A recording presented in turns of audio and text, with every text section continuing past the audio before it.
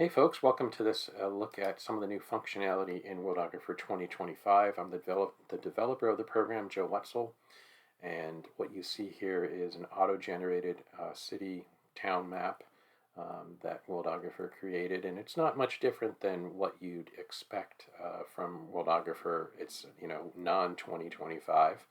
Um, you see these yellow squares in the buildings. A lot of people ask me about that, and those are just showing that there's notes there, and you can turn them off with this checkbox down here on the bottom for show next to the notes here. Um, anyway, this is, like I was saying, a map that's very similar to what you would get from Worldographer itself. However, you do have a couple of new street layouts already in the tool, and this is showing a seven-sided polygon. And let's show the dialog that we used to create that. So this is the dialog, and like I was saying, there are a few new street layouts for 4, 5, 6, 7, 8, 9, 10-sided polygons for your street network, or you can do, branching and haphazard, kind of gives you more of a medieval town look, if you will. And then there's also random down here and a few others. Random will randomly pick between the others on here. And we've got all of these kind of built in. Let me spell medieval correctly. So if you wanted to, keep in mind that all of this is fully editable. So if you want to add a new thing onto the map, we can just, say, hey, let's pick this and put it on the map. Now we've got to have place freely on so it doesn't anchor to the center of a particular hex. But you can put a building on the map, or you can then select the building and move it around. You can also pull up the notes of that particular building. So this is just so we can see who is working in this furrier shop. You can also turn on these notes. A lot of times people ask me, what are these yellow squares in the building, in the middle of buildings? Those are notes, and you can just turn them on, turn them off with the show checkbox down here next to notes. But you can also go to add a view note to pull them up. Even if they're not showing, they would still work if you know to click roughly in the middle of the building.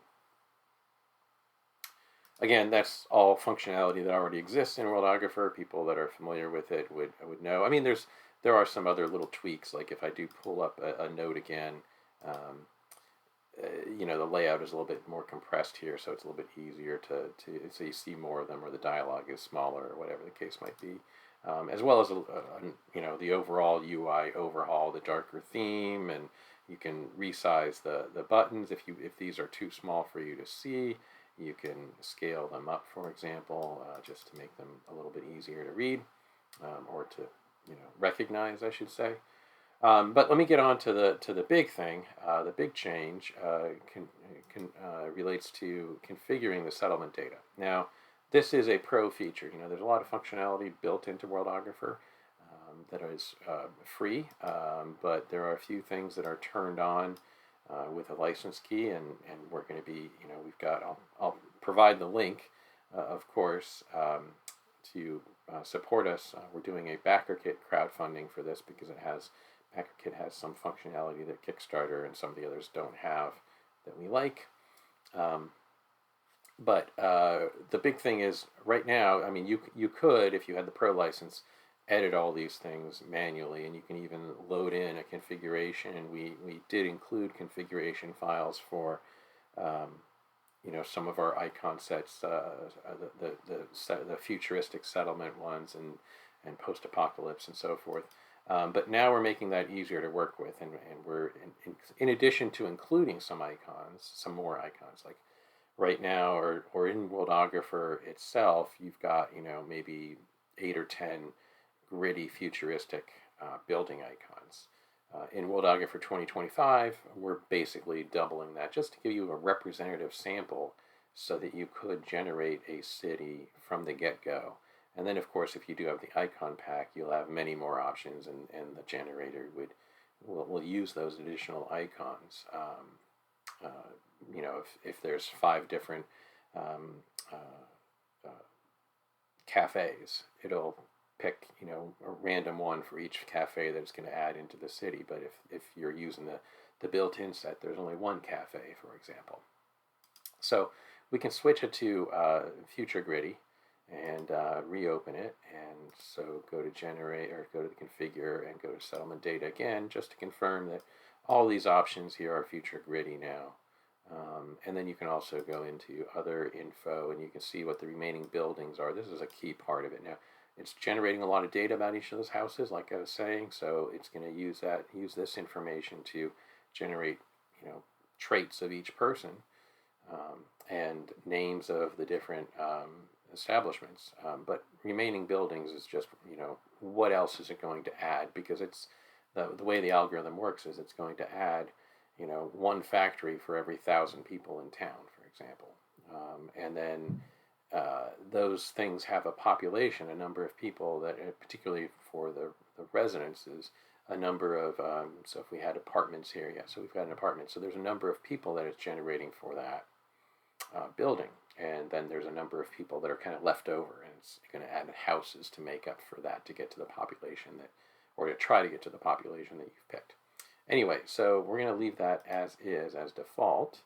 And then I'm going to go to new city, town, village map. And I'm going to just pick, I'm going to pick an octagon this time, just for the heck of it, and see what the layout is. Now, really for a futuristic town, actually I should have changed up the background as well, and the streets as well. Well, maybe this is kind of a throwback kind of streets, and I can change the background. The background is just a shape, so we can go to the shapes drawer, and we can hit select, and we can find the corners, the points that you make up that shape, and click on any of those points, and then go to blacktop, and then you've got something, well, maybe not blacktop. Well, we'll stick with it. Maybe this is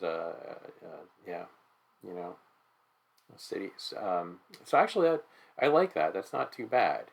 I do kind of wish that it put more large buildings in the center of the city and fewer houses or small buildings around. But again, everything is all fully editable, and the nice thing is, when you have it auto-generate that, especially with a street network like this, where these streets have the same slope to them, I can hit select, and I can select one of these guys and move it to this side instead, and I can move this guy over here.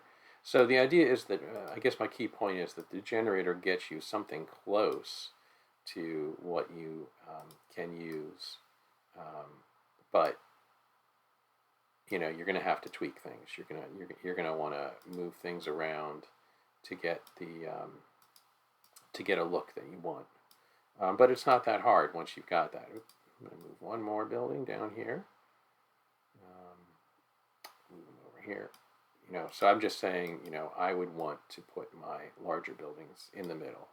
And there is a way for it to do that, where it'll, in the configure dialog, let's pull this back up.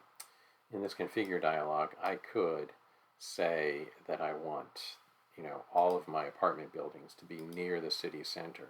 That's what this placement is about near the city center. I could want the factory I kind of do want on the outskirts, landing pad, okay, I want to have that near the city center. There's arguments I could see for putting it close or away. Medium office, I want to put that near the city center. Refueling station near the city center. Restaurant anywhere. School. Tall building near the city center. So yeah, I can apply that. Okay, hit close. And then if I generated them again, I would end up having more of the buildings near the city center. Now the problem is, though, it's got to make sure that it's got a big enough of a gap for those. And it probably could put one here and put one there and so forth. Let's give it a try. Generate map again. Oh, and I forgot to set the background, but you saw how to change that around, so not a big deal. So, I can't really say for sure that it's actually gotten more than near the city center. The other thing is that it's a 12 hex thing. So 1, 2, 3, 4, 5, 6, 7, 8, 9, 10, 11. So this still counts as the city center. Okay. So, but if you have a larger population, then you'd have more large buildings and more near the city center. Yeah, let's give that a try. Newtown Village map. Let's make it a little bit bigger though. Let's make the area bigger. Because if you don't have enough area, it's going to run out of locations to place your buildings. And let's double the number of people. Give it a town of 10,000 people. Now, yeah. And here it's going about its business. And yeah, so we can see that, we've got all of these big buildings in the city center. Now, you'd still have some small ones. So I'd still be, tweaking things around a little bit. But especially since this is a population of double the number of people, that's kind of what I'd expect. All right, another change, small change, but important, is at the end of generating the town, the city or the town, it'll add this status dialog here. We're trying to move all the status dialogs away from pop-up windows, so you don't have to click and close them all the time. So now we use the status bar a lot, and at the end, it's telling you, hey, why weren't some buildings placed? Well, it overlapped with roads. When it places buildings, it finds a street segment and the slope of the street segment, and then it pushes back from the street so far to find the center of a location for placing the building based on the building size. And if it were to pick this segment but closer to this street here, it might overlap this particular road. So that would be a reason why a road, it failed when placing a building because of a road. Or it might also overlap with other buildings, and that's much more common, especially later as the algorithm is running, and so it overlapped 5,000 times. Now that doesn't mean that it didn't, get close to 10,000 people. In fact, it might even have gotten to 10,000 or even past 10,000, a little bit over 10,000 if that last building had a few more people than, if it was at 9,998 and had a group of 10 people to add or something. And if you scroll up through these prior messages, scroll back over. But if you scroll up through these prior messages, you can see, okay, so it actually only got 7,587 buildings placed, or people placed in the buildings out of the 10,000.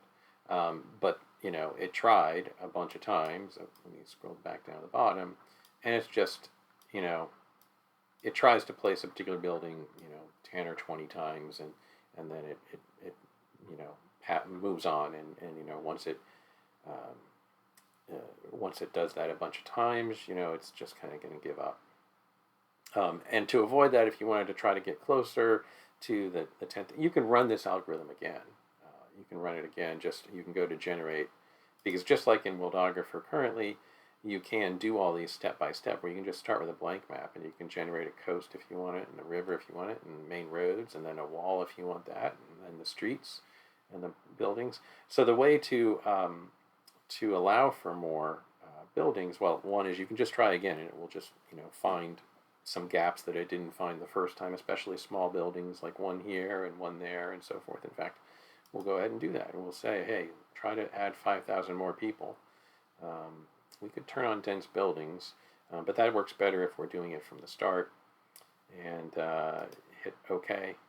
And so it's doing its thing where it's trying to find some. And so, yeah, it did find a bunch of more small buildings that it was able to add in there. But the chances that it's going to find a gap big enough for a large building the second time around is pretty slim. Now, if you move some of these small buildings around, you could probably do that.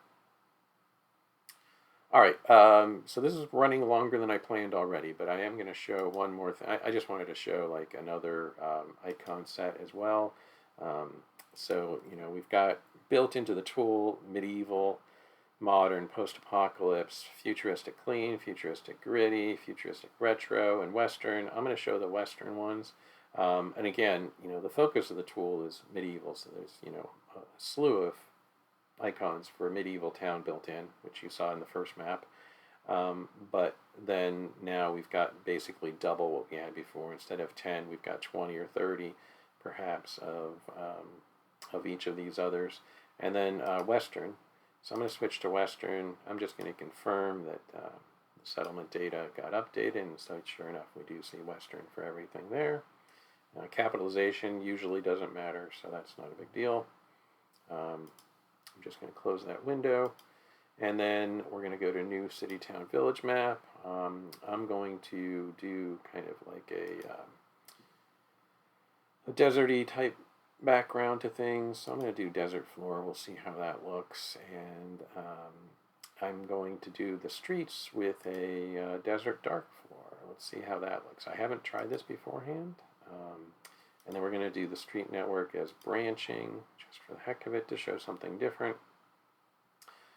We want to have a smaller population. Let's do 3,000 people. Hit generate map.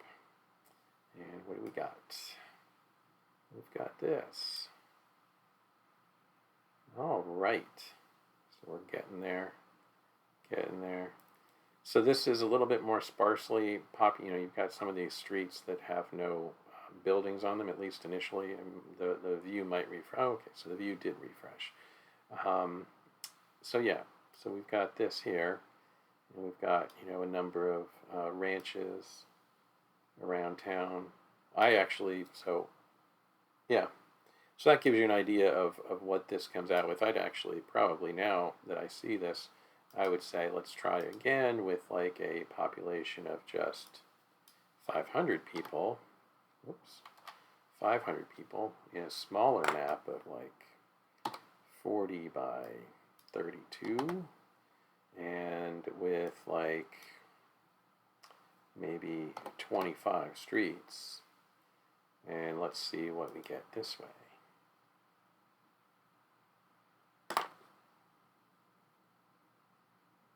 So there we go. So that's actually a whole lot more than I was expecting, but that's kind of cool. So that's what you get with Worldographer 2025 and the changes in I'm going to pull up a note though, in the city village mapping functionality stuff here. So here's a town hall, for example. Another thing you can do is you can kind of filter for particular building types by putting in the filter, so I just was like, hey, let me find the taverns, and then only things that are a tavern will show up. And maybe I didn't have any, because it might be that it only tried to place one and it failed on that one. We can also try, or I might have just misspelled tavern. It happens to the best of us. Okay, and the worst, and the normal. Let's put it that way. All right, still don't see any. Let's look for an inn. Yeah, okay, so here we have an inn. So I can pull up this particular inn, and you can see what the drinks are that they have. And, some food and some people. What a room costs. Staff. All right, so that's a look at Worldographer's functionality, 2025 functionality for city village maps. I think that, let me show also, though, if we select a feature.